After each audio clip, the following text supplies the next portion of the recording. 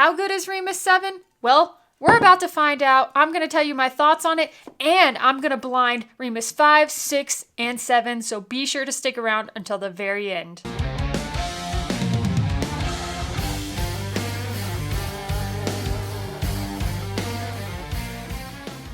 I always get so freaking excited to get the newest batch of Remus Repeal Reserve, whatever year it is. I get so excited because the product has been so consistent. So I'm excited to see what is in this bottle right here. This is Remus 7. It is a blend of 9 to 16-year-old bourbons, 100 proof, distilled at Ross and Squibb, MGP in Indiana. I'm excited for this one. I really, really am. Now let's dive in. Here we go. Let's do this. Cheers to you guys. Thanks for being here.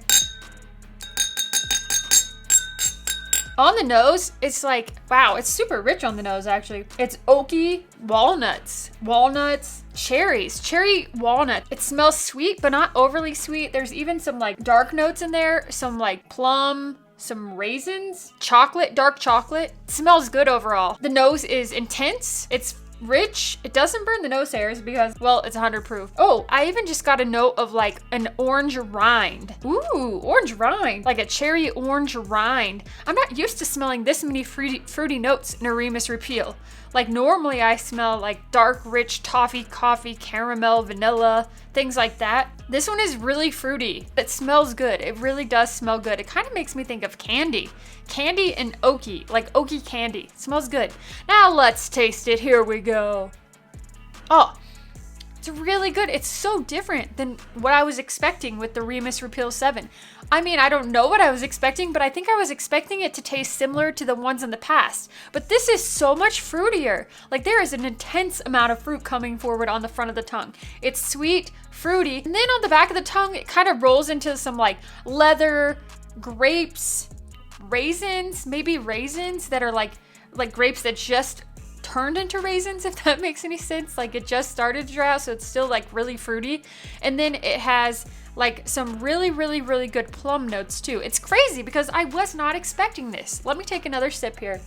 Oh yeah, I really like the oakiness that comes through on the back end as well. Really, really nice. And I even get some like nutmeg and ginger that come through on the back end as well.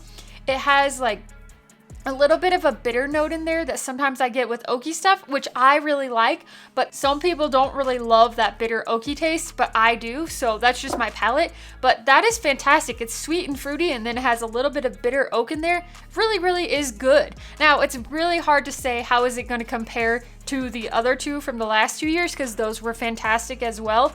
I don't think this is as good as those, but I might be wrong, and that's why I'm gonna blind them. But I do think this is really good, and it's consistent. Again, consistently good, and you cannot go wrong with buying this bottle. You really can't. Let me give you my score on this one, and then we'll blind the others. My score on this one is going to be 3.75 corks out of 5.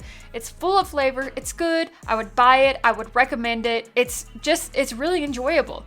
So that's all I gotta say about it. I think if it was like a little bit higher proof, maybe had a little less fruit, a little bit more like toffee and caramel that I'm used to, maybe I'd like it better. I don't know. It's just not as like heightened experience as the ones I've had in the past years, but that doesn't mean it's bad. It's just different, and it's hard to like measure something that's different. So I think this is good. I would buy it. I would recommend it. I would spend $100 on this. I think MSRP is maybe like $120. I would definitely spend that on it. But I wouldn't, it might be $90. I don't know. But I would definitely spend whatever retail is on that.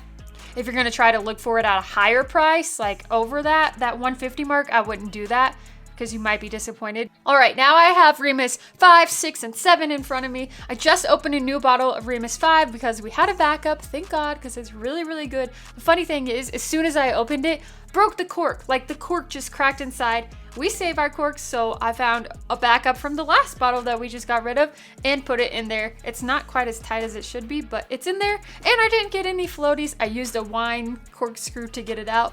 Thank God. Okay, now let's set these to the side. Baby, let's mix these babies up. Baby.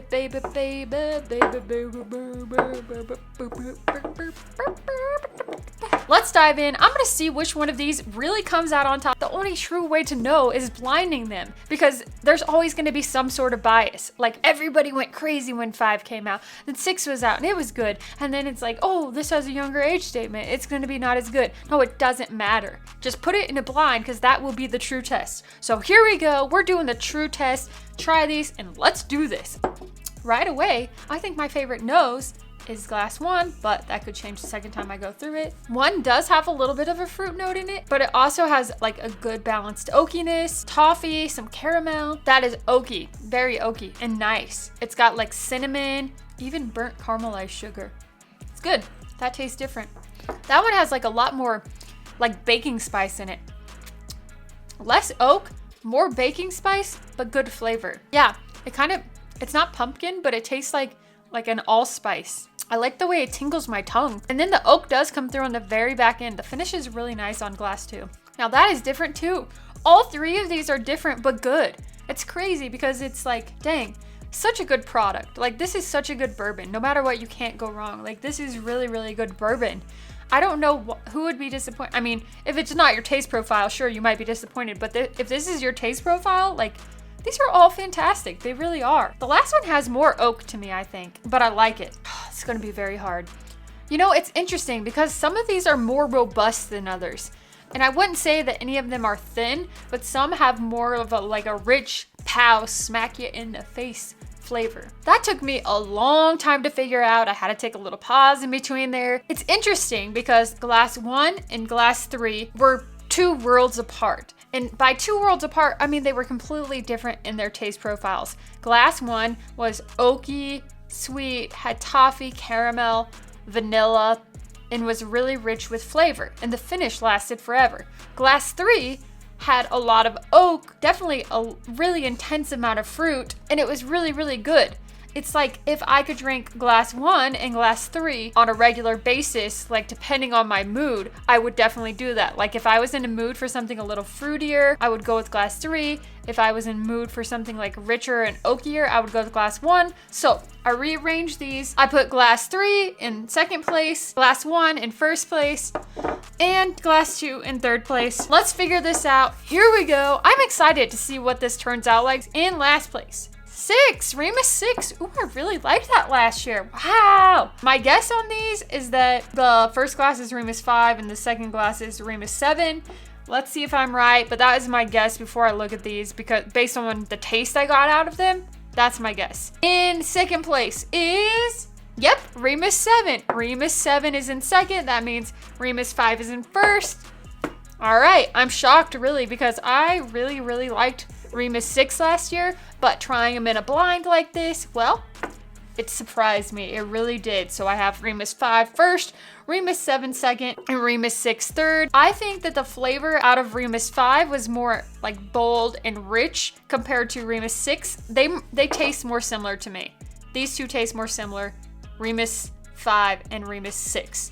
Remus 7, completely different. It really doesn't taste the same as Remus 5 and 7. So that's my opinion on it. Let me know if you've tried these. I'm curious to see what you guys think. And also, if you guys have not subscribed yet, be sure to hit the subscribe button. Hit the like button, leave me a comment. Tell me if you think I'm crazy or if you agree with me. I always appreciate your feedback. I try to respond as quickly as possible.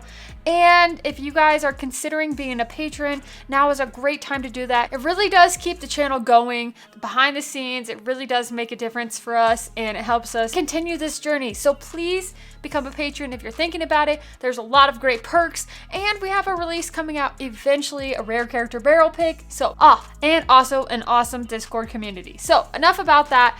I hope you guys have a fantastic, wonderful, amazing day. Thank you for watching. I'm Dara. I'm your average drinker, and I'll see you next time.